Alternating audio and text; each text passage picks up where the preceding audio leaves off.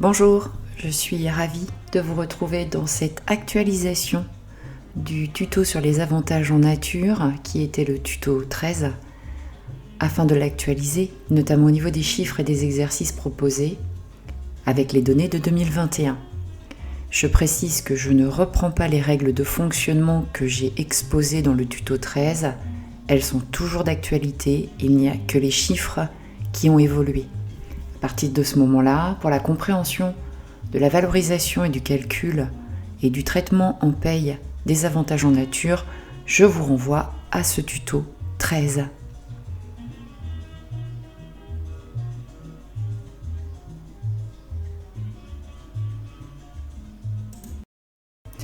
Je voulais commencer ce tutoriel par deux informations. La première, que l'ACOS change de nom et devient l'URSSAF Caisse nationale.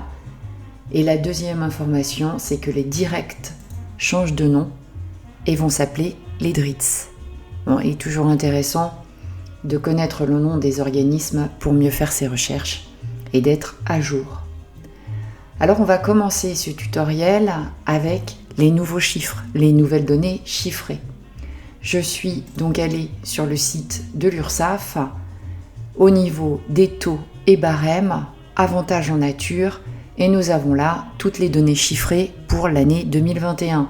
Donc on passe à la valeur de 4,95 pour un repas et le MG, minimum garanti, reste identique à l'année dernière, il est toujours de 3,65. Nous avons également la nouvelle grille forfaitaire, le nouveau barème forfaitaire pour l'évaluation de l'avantage en nature logement, que vous avez donc à l'écran et que vous retrouvez facilement. Pour le reste, pas de changement. Je vous ai également présenté dans une capsule le bulletin officiel de la Sécurité sociale qui est en ligne depuis le 8 mars et dont le contenu va être opposable à partir du 1er avril 2021. Et vous avez sur le boss toute une partie sur les avantages en nature. Si vous cliquez, vous aurez le détail de ce que vous pouvez vouloir trouver en termes d'avantages en nature. Toujours la même chose, c'est les règles de traitement en paye, les règles d'évaluation, comment vous devez faire pour calculer justement l'avantage en nature et le traiter correctement sur les bulletins de salaire sans risquer le redressement de l'organisme. On va passer maintenant qu'on a présenté les nouveaux chiffres et les sites intéressants pour retrouver les informations. On va passer sur quelques exercices adaptés à l'année 2021.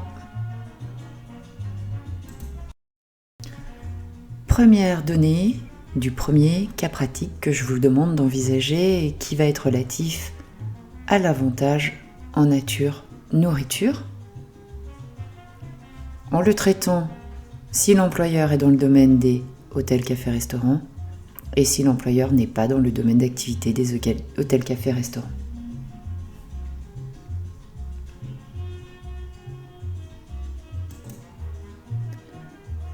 Deuxième cas pratique à envisager, le traitement de l'avantage en nature véhicule lorsqu'il est mis à disposition de manière permanente par l'employeur. Je vous demande de l'envisager sous le frais réellement engagé et sous le forfait. Vous faites également attention au fait qu'il y a une participation qui est versée mensuellement par le salarié.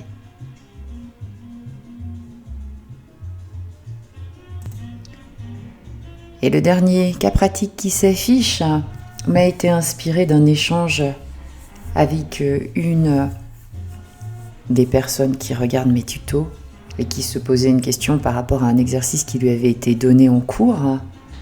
Vous pouvez avoir le traitement de cet échange en dessous du tuto numéro 13. Ça m'a inspiré cet exercice dont l'objectif est de retravailler comment on définit le minimum en espèces à donner à un salarié qui doit être rémunéré au minimum au SMIC et comment ensuite ça se passe sur le salaire brut pour la valorisation du brut et le traitement des charges sociales. Eh bien, je vous laisse traiter ces 3 petits cas et je vous retrouve pour le corriger. À tout de suite.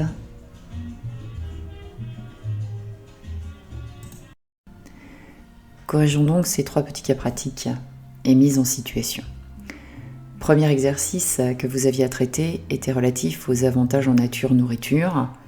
Donc vous avez ici les informations que j'ai relevées, à savoir CDI à temps plein 35 heures et surtout de noter son organisation du temps de travail. Pourquoi ? Parce qu'il est précisé dans le cas que l'employeur fournit gratuitement un repas par jour dont les horaires encadrent le déjeuner. Ce qui veut dire que le lundi, il n'a pas le repas fourni. Ce qui veut aussi dire qu'il a donc 4 repas par semaine pleine, du mardi au vendredi. J'ai repris son taux horaire brut, j'ai mensualisé son salaire parce qu'on m'a précisé qu'il entrait dans le champ de la mensualisation, et puis après je suis partie mener mes petits calculs de nombre de repas par mois. J'ai 4 semaines et 3 jours calendaires dans le mois de mars, j'ai 4 repas par semaine pleine et 2 pour la semaine 13 parce que le lundi il n'a pas de repas fournis. J'obtiens un total de 18 repas et là j'ai fait le différentiel entre est-ce qu'on est hôtel café restaurant ou est-ce qu'on n'est pas café hôtel restaurant. Vous avez le sigle dans un sens ou dans l'autre, ça veut dire exactement la même chose. Dans le hôtel café restaurant valeur 3,65, hors café hôtel restaurant 4,95. Je suis ensuite allée constituer mes extraits de bulletins avec mon salaire de base, mes repas, et là je suis dans le domaine des cafés hôtels restaurants, et je n'oublie pas de retirer la valeur de mon avantage en nature en bas de bulletin. Si je suis hors HCR, CHR, ça donne un montant valorisé avec un repas à 4,95. Et de la même manière, je retire l'avantage en nature en bas de bulletin. Voilà pour ce premier petit exercice.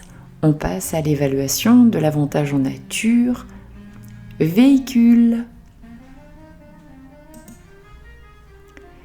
Je vous demandais de faire une évaluation au réel des frais engagés et une évaluation au forfait, simplement pour vous exercer, pour comparer et surtout vous exercer. Donc dans l'évaluation au réel des frais engagés, il faut ressortir le montant des frais d'entretien annuel, d'assurance annuelle, et il faut calculer le pourcentage du prix d'achat, en l'occurrence 20%, parce que notre véhicule a moins de 5 ans. S'il avait eu plus de 5 ans, ça aurait été 10%. J'obtiens donc 4 300. Je dois faire l'addition de toutes ces charges, de ces frais, de ces coûts. Et là, je vais avoir une première étape de calcul qui est le total des éléments des frais coûts qu'on a susvisés, multiplié par le nombre de kilomètres personnels effectués, en l'occurrence 10 500, divisé par le total des kilomètres de l'année, à savoir 55 000 kilomètres. Je me retrouve donc à faire 6 510 multiplié par 10 500 divisé par 55 000. Je vais y ajouter les frais de carburant payés par l'employeur et je vais obtenir le total qui est affiché ici. Je n'oublie pas de retirer la participation du salarié parce que c'est spécifique à la valorisation de l'avantage en nature véhicule, mais lorsque le salarié participe au coût, alors ça doit être déduit, l'avantage en nature est réduit de ce montant. J'obtiens donc un avantage en nature annuel du montant affiché. Pour l'évaluation au forfait, je reprends l'âge du véhicule, moins de 5 ans, je reprends sa valeur à l'achat et je vais chercher le pourcentage qui est applicable, en l'occurrence 9%, auquel je vais ajouter les frais de carburant parce qu'on m'a précisé que j'ai les factures et donc là, je peux ne pas utiliser le 12%, j'utilise le 9% plus les frais de carburant. J'obtiens un avantage en nature annuel du montant indiqué à 2 920 € et je retire la participation du salarié. Sans eux, c'est mieux. J'obtiens un avantage en nature du montant indiqué. Voilà pour cet exercice-là. Passons à l'exercice 3. L'exercice 3 qui m'a donc été inspiré par l'une de mes auditrices, si je puis dire ça comme ça. Et donc je suis repartie de cette notion, le SMIC, qui peut comprendre une partie en espèces et une partie en avantage en nature. Donc il faut réellement distinguer la valeur qui est prise en avantage en nature pour voir le salaire minimum en espèces qu'on doit aux salariés et la valeur que l'on reprendra sur notre bulletin de paye. Et c'était l'objet de l'exercice. Donc en fait, moi, j'y suis allée par étapes. La première étape étant combien je dois avoir au minimum en salaire en espèces, compte tenu que j'ai un repas par jour ouvré, travaillé, à la valeur de 3,65 pour vérifier le minimum en espèces pour atteindre le SMIC. Et l'avantage en nature logement, lui, est pris par nombre de jours calendaires multiplié par 0,02. Quand je fais ce montant de 80,30 plus 0,60, que je l'ôte du montant du SMIC pour 2021, j'obtiens le salaire minimum en espèces que je dois verser à mon salarié. Je suis donc allée compléter le salaire minimum en espèces que je dois avoir. Ensuite, je sais que je dois traiter sur le bulletin pour un domaine hors HCR. En l'occurrence, vu qu'on ne m'avait rien précisé, je reste dans le domaine hors HCR. Je dois le traiter, et c'est plus intéressant pour voir la différence sur le bulletin, je le traite à la valeur de 4,95 pour être soumis à charge et constituer le brut. J'ai donc additionné ce salaire en espèces et cet avantage en nature traité sur le bulletin, différence entre valorisé pour le SMIC traité sur le bulletin, et j'ai obtenu un brut à 1582,62. Et c'est ce montant-là duquel je suis repartie pour faire l'évaluation forfaitaire selon le barème officiel de mon avantage en nature logement. J'ai d'abord défini le nombre de pièces principales que j'avais, j'ai ressorti. Qu'est-ce qu'une pièce principale ? En l'occurrence, j'en ai 3. J'ai 2 chambres et un séjour. Et je suis allée dans le barème, rémunération inférieure à, valeur par pièce principale, et j'ai donc un avantage en nature de 3 pièces à 38,10, 114,30 €. J'ai constitué mon brut. Je n'oublie pas de retirer la valeur de mes 2 avantages en nature en bas de bulletin. Voilà, c'était l'actualisation 2021 que je voulais vous faire.